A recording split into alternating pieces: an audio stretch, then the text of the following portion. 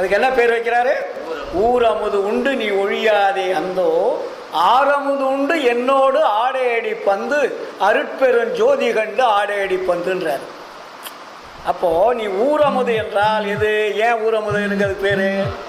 இது மலம் வரும், சிறுநீர் வரும், வேர்வை வரும், அழுக்கு வரும், எல்லாமே வெளியே வந்து அது உங்களை அழிச்சிரும்.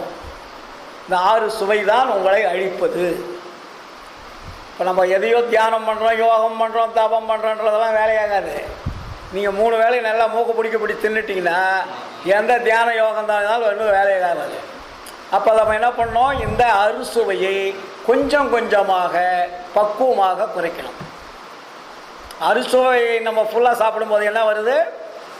காமம் வருது. காமம் என்றால் என்ன? உணர்ச்சி. உணர்ச்சி எப்படி வருது?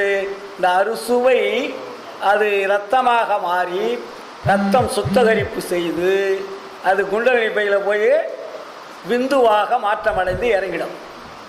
அப்போ விந்து இறங்கினா என்ன ஆகும்? உங்களை சும்மா விடாது. அது வீரியம் உள்ளது, அது சும்மா விடாது. அது போய் ஏதாவது ஒரு தப்பு பண்ண ஆரம்பிச்சு சொல்லிடும். நீங்கள் தப்பு பண்ணுறதில்ல, உங்களுக்கு அந்த எண்ணம் வராது. ஆனால் இந்த உணவினால் உங்களுக்கு அந்த விந்து என்ற வீரியம் வந்து அது வெளியே வருகின்ற பொழுது உங்கள் உடம்பு சீக்கிரமாக அழிந்து போயிடும். அதனால தான் கிராமத்தில் அந்த காலத்தில் என்ன சொல்லுவாங்க? விந்து விட்டவன் நொந்து கெட்டான்னு சொல்லி பழமொழி உண்டு. அப்போது நமக்கு ஆரமுது ஊறுறதுக்கு இந்த உடம்போ தவிர ஊரமுதுக்கு அல்லன்ட்டார். அது ஊரமுது, அதுவும் அமுதம்தான், அதுவும் வந்து அங்கே தான் இறங்குது.